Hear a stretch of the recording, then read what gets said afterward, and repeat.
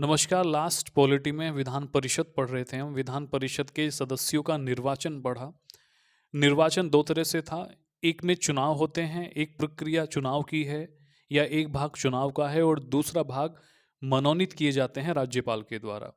कुछ सदस्य विधानसभा के द्वारा, कुछ सदस्य अध्यापकों द्वारा, कुछ सदस्य जो ग्रेजुएट हैं उनके द्वारा और कुछ स्थानीय संस्थाओं के सदस्यों द्वारा चुने जाते हैं। कुछ सदस्य राज्यपाल द्वारा मनोनीत किए जाते हैं। ये जो मनोनीत राज्यपाल द्वारा किए जाएंगे, इनके कुछ आधार होते हैं। जो व्यक्ति कला, विज्ञान, साहित्य, सहकारी आंदोलन और समाज सेवा का विशेष अनुभव या ज्ञान रखता है, ऐसे व्यक्ति को राज्यपाल द्वारा विधान परिषद का सदस्य बना दिया जाता है। इन लोगों को, इन सदस्यों को चुनाव लड़ने की ज़रूरत नहीं होती। ये अपने बुद्धि के दम से पहुंचते हैं। राज्यपाल द्वारा इनको मनोनीत किया जाता है। इसका प्रावधान 171 क्लोज 5 में हमने पढ़ा। जबकि जो दूसरी तरफ निर्वाचित सदस्य हैं, उनका प्रावधान हमने 171 क्लोज 3 में पढ़ा। और 170 क्लोज 3 में जो निर्वाचन की प्रक्रिया है, किस तरह से निर्वाचन होगा, ये प्रावधान 171 क्लोज 4 में है। ये कहता है कि आनुपातिक प्रतिनिधित्व के द्वारा अप्रत्यक्ष रूप से चुनाव होगा विधान परिषद के लिए। तो हमने सारे प्रावधान पढ़ लिए। अब हम बात करते हैं राज्य विधानमंडल के सदस्यों की योग्यता। अगर बात की जाती है राज्य विधान मंडल के सदस्यों की योग्यता, तो इसमें विधानसभा के सदस्य भी होंगे और विधान परिषद के सदस्य भी होंगे। जो राज्य विधानमंडल के सदस्य हैं, इनकी जो योग्यता है, इसको हम आर्टिकल 173 में पढ़ते हैं। तो हेडिंग लगाते हैं आर्टिकल 173, अनुच्छेद 173।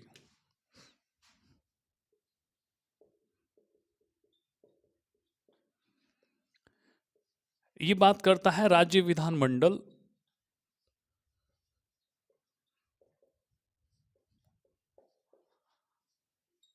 मंडल के सदस्यों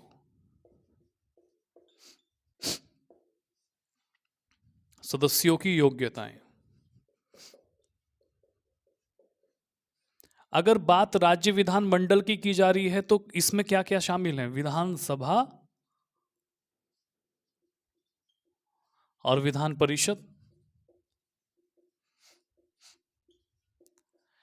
अब योग्यता क्या होगी? योग्यता जैसे हम पढ़ते आए हैं संसद में भी, ऐसे ही है भारत का नागरिक हो। अगर कोई व्यक्ति विधानसभा का सदस्य बनना चाहता है, तो उसकी कम से कम 25 वर्ष की उम्र हो। और अगर कोई व्यक्ति विधान परिषद का सदस्य बनना चाहता है,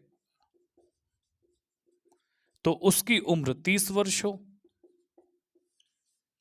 25 और 30 को याद रखना। नेक्स्ट, लाभ के पद पर ना हो।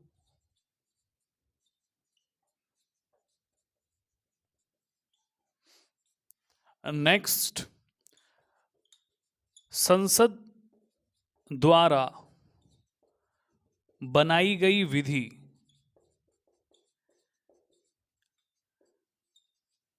के अंतर्गत योग्य हो।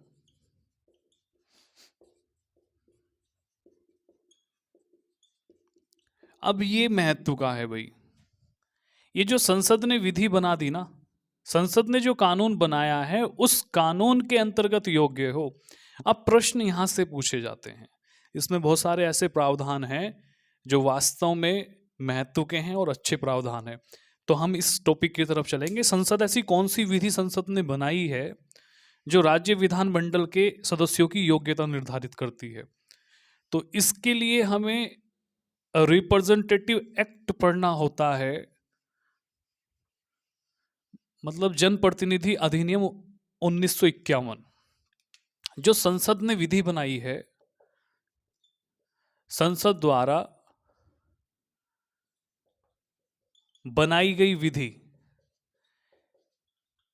अब अधिनियम कौन बनाएगा? संसद बनाएगी। तो संसद ने एक अधिनियम बनाया हुआ है, जनप्रतिनिधि अधिनियम 1951। अब इसमें जो है कुछ शर्तें दी गई हैं। जो व्यक्ति इन शर्तों को पूर्ण करता है वो राज्य विधानमंडल का सदस्य बनने की योग्यता रखता है। जैसे यदि कोई व्यक्ति विधान परिषद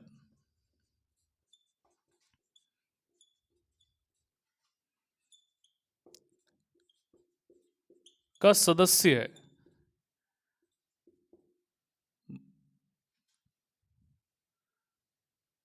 कोई व्यक्ति, ऐसे लिखते हैं, कोई व्यक्ति विधान परिषद का सदस्य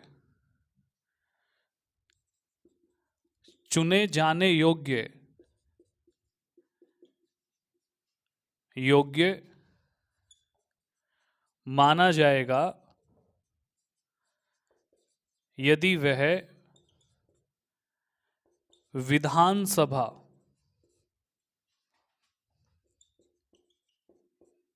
का सदस्य बनने की योग्यता रखता हो।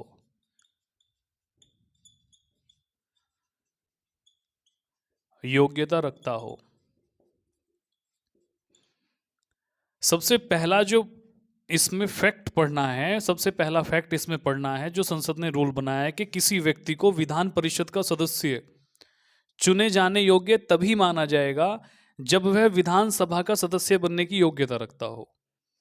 ठीक है, नंबर नेक्स्ट, इसी में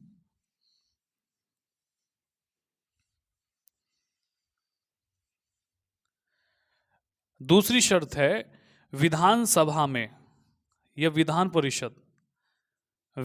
परिषद में राज्यपाल द्वारा नामित व्यक्ति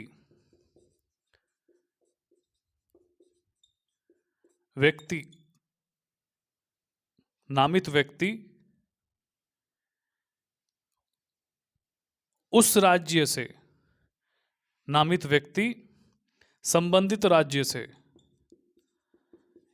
या संबंधित राज्य का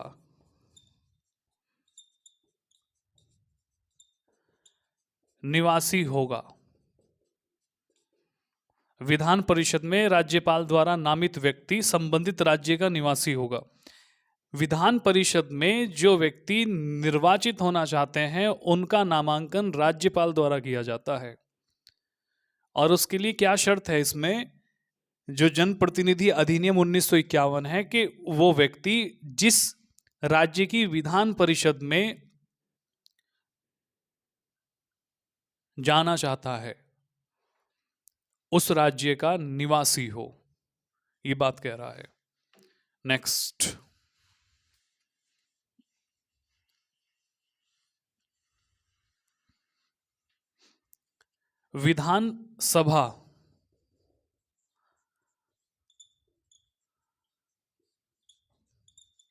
विधानसभा का सदस्य चुनने के लिए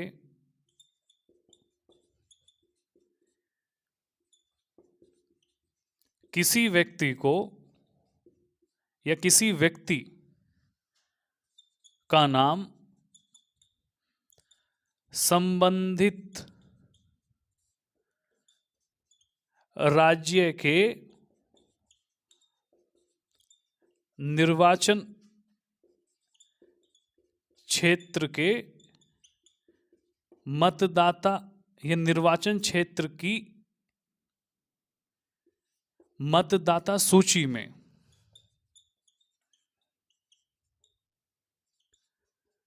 होना चाहिए। क्या लिख दिया मैंने लिखा है, विधानसभा का सदस्य चुनने के लिए किसी व्यक्ति का नाम संबंधित राज्य के निर्वाचन क्षेत्र की मतदाता सूची में होना चाहिए। इसका मतलब ये है, अगर कोई व्यक्ति विधानसभा का सदस्य चुनने के लिए अपना नामांकन देता है वो चुनाव लड़ना चाहता है तो उस व्यक्ति को उस राज्य के निर्वाचन क्षेत्र की मतदाता सूची में उसका नाम होना अनिवार्य है। जिस राज्य में चुनाव है विधानसभा के और कोई कैंडिडेट विधानसभा का चुनाव लड़ना चाहता है तो उस राज्य के निर्वाचन क्षेत्र की मतदाता सूची में उसका नाम होना अनिवार्य है। ये तीसरी शर्त है। नेक्स्ट,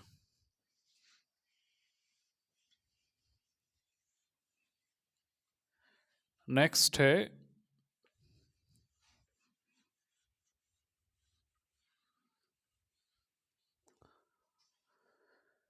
SC/ST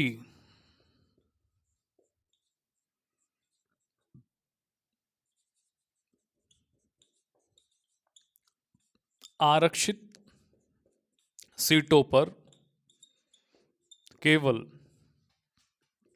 SC/ST व्यक्ति ही चुनाव लड़ेगा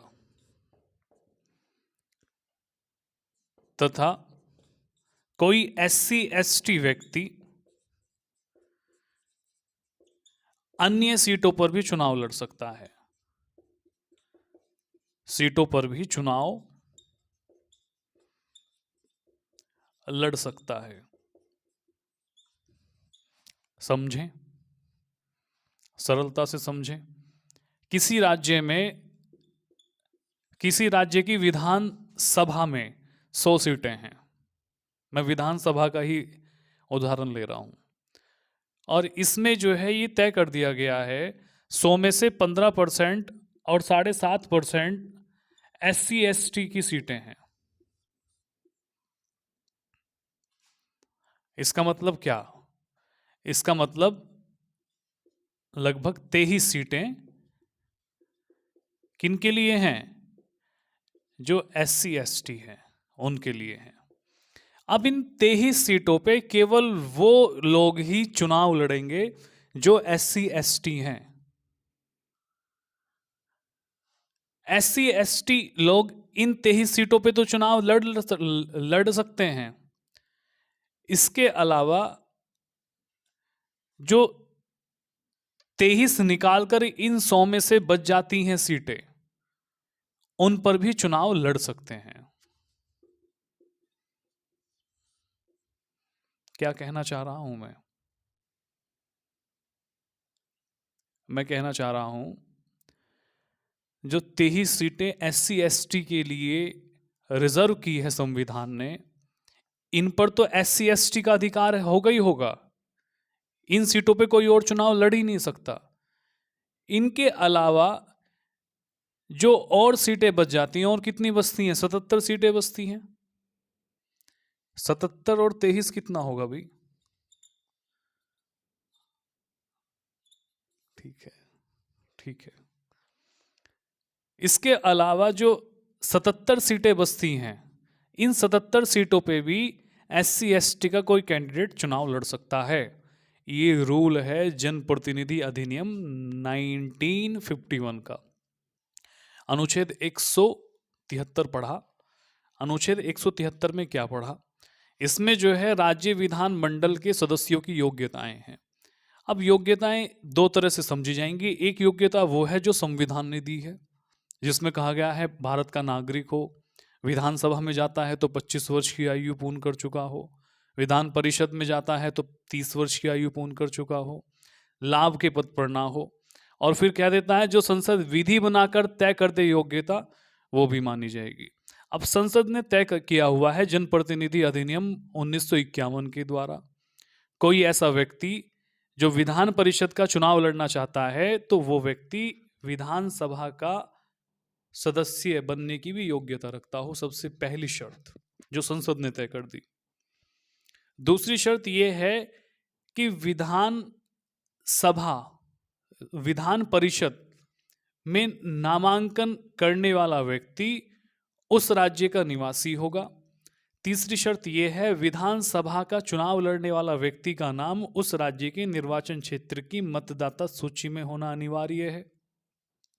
अगली शर्त यह है कि जो SC/ST के लिए रिजर्व सीटें हैं, आरक्षित सीटें हैं, उन सीटों पर केवल SC/ST कैंडिडेट ही चुनाव लड़ सकता है, और ये SC/ST कैंडिडेट अन्य सीटों पे भी चुनाव लड़ सकता है जो अनरिजर्व है, जनरल के लिए है या और कैटेगरी के लिए, उन पे भी चुनाव लड़ सकता है। ये योग्यताएं हैं जनप्रतिनिधि अधिनियम 1951 के द्वारा पढ़ी जाती हैं। इसके साथ साथ अयोग्यताएं भी पढ़ लेते हैं। उसके लिए आर्टिकल 190 और 191 और 192 तीन आर्टिकल पढ़ेंगे। इसमें क्या क्या प्रावधान है ये हमारा पूरा टॉपिक हो जाएगा। अब हेडिंग लगाते हैं अयोग्यता के लिए। अब तक योग्यता, अब चलते हैं अयोग्यता के लिए।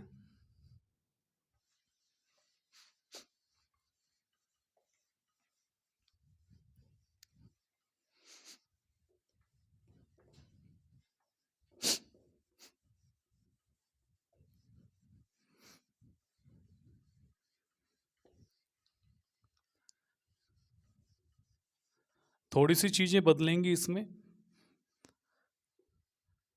थोड़ी सी बदलेंगी, काफी कुछ बदलेगा। यहां अयोग्यता लिख देते हैं।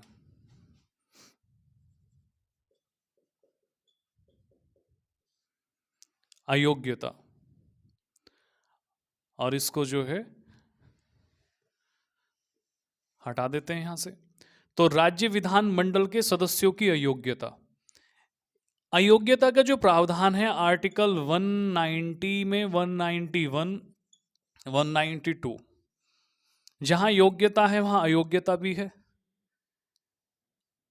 योग्यता से तो अयोग्यता निकलती है। तो कौन लोग अयोग्य होंगे सदस्य बनने के, ये बात उसकी कर रहा है। अब तक हम बात कर रहे थे कौन लोग योग्य माने जाएंगे चुनाव लड़ने के लिए या सदस्य बनने के लिए। अब बात की जा रही है कौन लोग अयोग्य हो जाएंगे चुनाव लड़ने के लिए या सदस्य बनने के लिए विधानसभा या विधान परिषद का। तो इसमें सबसे पहले जो बात मैं करूंगा वो करता हूं आर्टिकल 190 की। ये बात करता है पद की रिक्ति। पद की रिक्ति से मतलब यह है कि कोई एक कैंडिडेट बड़ा होनहार व्यक्ति है, बहुत बड़ा राजनेता है, और वो विधानसभा और विधान परिषद दोनों का ही चुनाव जीत डाला उसने। तो इस स्थिति में वो किसी भी सदन का सदस्य नहीं रहेगा। तो उसे क्या करना होगा, उसे या तो विधानसभा की सदस्यता छोड़नी होगी, मतलब एक पद उसे छोड़ना होगा।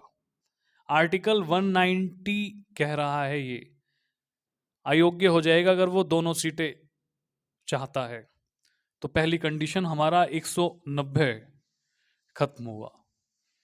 191 को पढ़ते हैं, थोड़ा बड़ा है लेकिन अच्छे प्रावधान हैं इसमें, उन्हें देख लेते हैं। आर्टिकल 191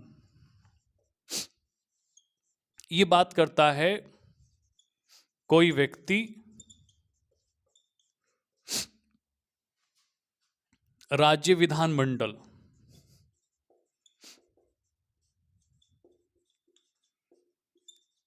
का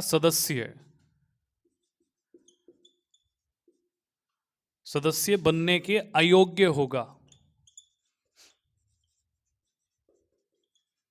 अयोग्य होगा यदि, इस यदि को याद रखना।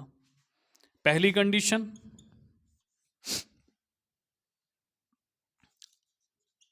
अन्य देश की नागरिकता ले ली हो।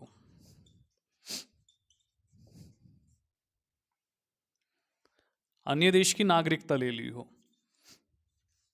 दूसरी कंडीशन लाभ के पद पर हो। तीसरी कंडीशन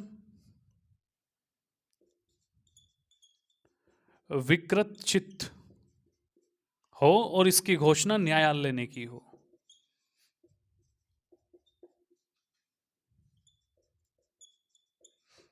अब विकृत चित्त व्यक्ति का मतलब क्या है, जिसका चित्त विकृत हो गया हो। अब इसकी घोषणा न्यायालय क्यों करेगा? इसकी घोषणा तो डॉक्टर को करनी चाहिए। कोई व्यक्ति पागल है, उसकी घोषणा न्यायालय को क्या जरूरत पड़ी करने की? तो इसमें इसके पीछे क्या तर्क हो सकता है, इसे आप अपनी बुद्धि लगाओ। कोई व्यक्ति पागल है। अब दिक्कत ये है कि पागल व्यक्ति अपने आप को पागल मानता नहीं। हर पागल व्यक्ति एक ही शब्द दोहराता है कि मैं पागल नहीं हूं, नहीं हूं। तो यहां क्या कहा गया है? यहां पहले ही कह दिया गया है कि विकृत चित्त। तो यहां संविधान सभा ने टिप्पणी की, या संविधान निर्माताओं ने विकृत चित्त शब्द लिया, और इसकी घोषणा न्यायालय करेगा, ये भी ध्यान रखना। तो कोई व्यक्ति जो पागल नहीं है और विकृत नहीं है। चित्त के तो बहुत सारे मायने हैं। चित्त का मतलब मन है, चित्त का मतलब मस्तिष्क है, चित्त का मतलब अंतःकरण है, चित्त का मतलब और भी बहुत कुछ होगा। तो यहाँ कोई व्यक्ति जो पागल है, न्यायालय द्वारा घोषित कर दिया गया है, वो अयोग्य माना जाएगा। ठीक है? लेकिन इसका मतलब ये नहीं है कि कोई व्यक्ति समझदार ही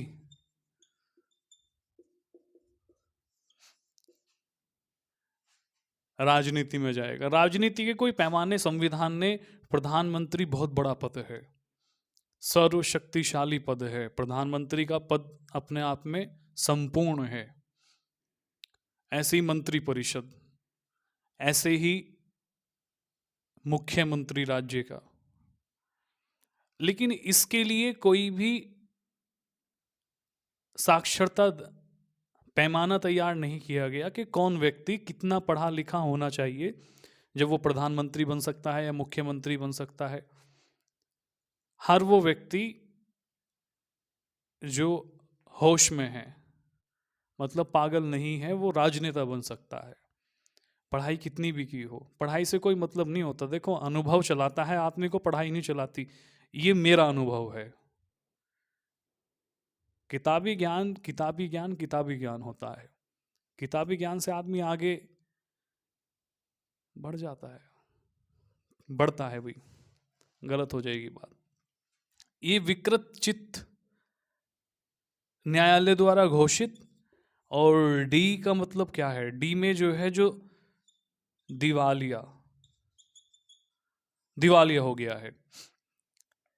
और A B C D E, उसके बाद एक पॉइंट और रह जाता है, संसद ने विधि बनाकर, संसद द्वारा तय विधि से भी कोई व्यक्ति अयोग्य साबित हो सकता है। तो हमारा पॉइंट ई है पढ़ने लायक। इसको पढ़ लेते हैं, क्या कहता है।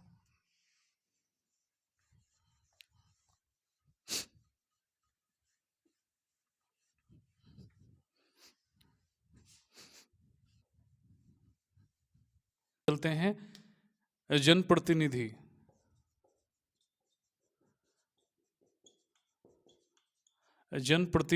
अधिनियम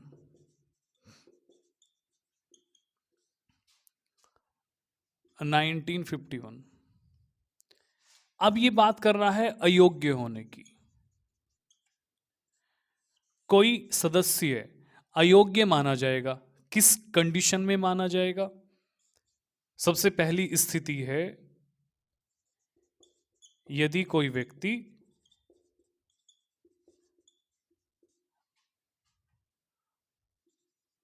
भ्रष्ट आचरण से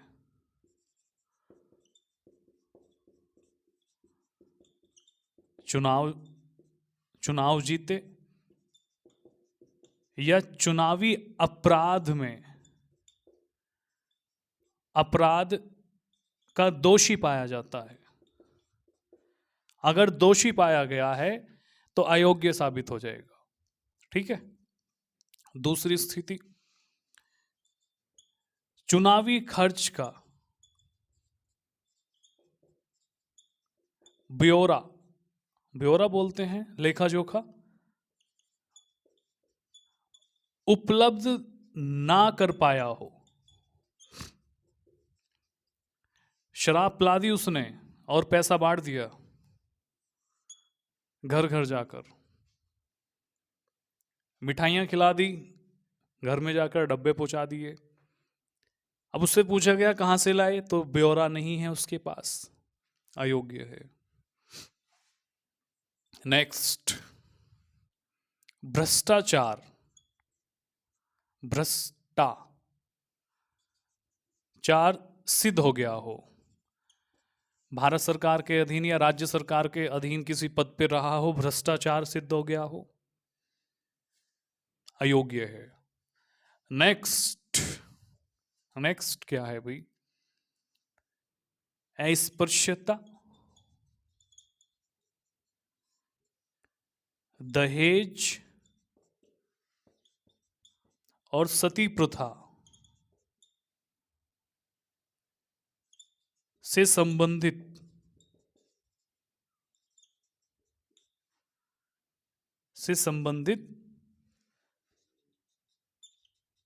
प्रचार व आचरण का दोषी पाया गया हो। कोई भड़काऊ भाषण दे दिया हो, जैसा कि आम बात है, हो जाता है, जीव फिसल जाती है राजनेताओं की। और ये तो बहुत प्रमाणिक बात है, ये आप जो है यूट्यूब पे सर्च कर लो या किसी और कहीं सर्च इंजन वहाँ जाके सर्च कर लो, बड़े बड़े राजनेता क्या कह बैठे हैं।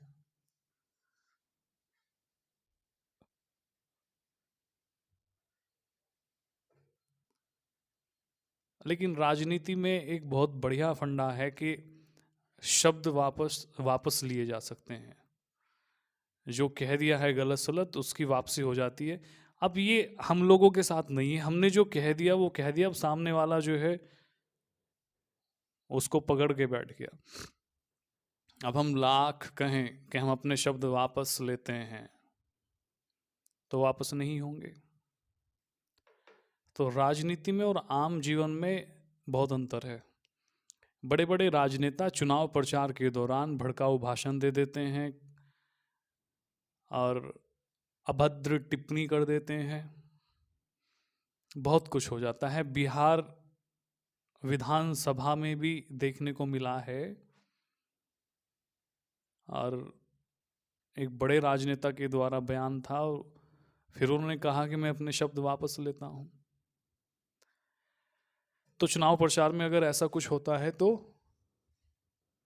अयोग्य ठहरा दिया जाएगा उस व्यक्ति को। उसके बाद इसमें एक दो प्रावधान और भी बचते हैं, उसको भी पढ़ लेते हैं भैया, फिर जाएंगे घर घर। प्रावधान क्या है? प्रावधान है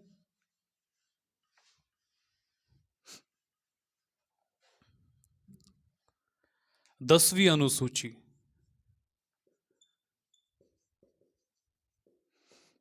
10वीं अनुसूची या दल बदल के अंतर्गत कोई व्यक्ति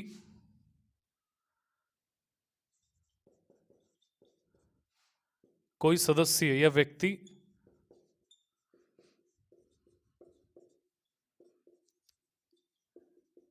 अयोग्य ठहराया जा सकता है। इसमें कुछ बातें याद रखना। अगर 10वीं अनुसूची के अंतर्गत कोई विधानसभा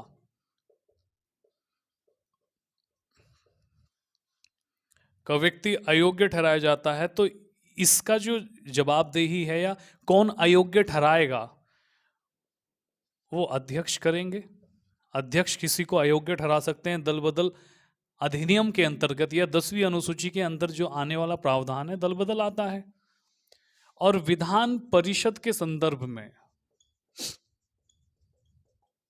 सभापति को ये शक्ति है कि किसी को अयोग्य सिद्ध कर देंगे। यहां राज्यपाल को शक्ति नहीं होगी।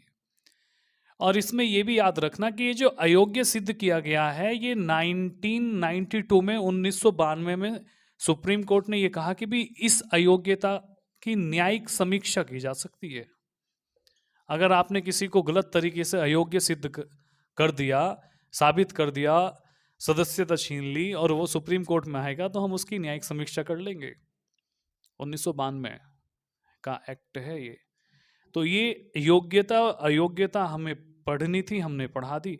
समय कुछ ज़्यादा ही हो गया है, तो नेक्स्ट आगे मिलते हैं। नमस्कार।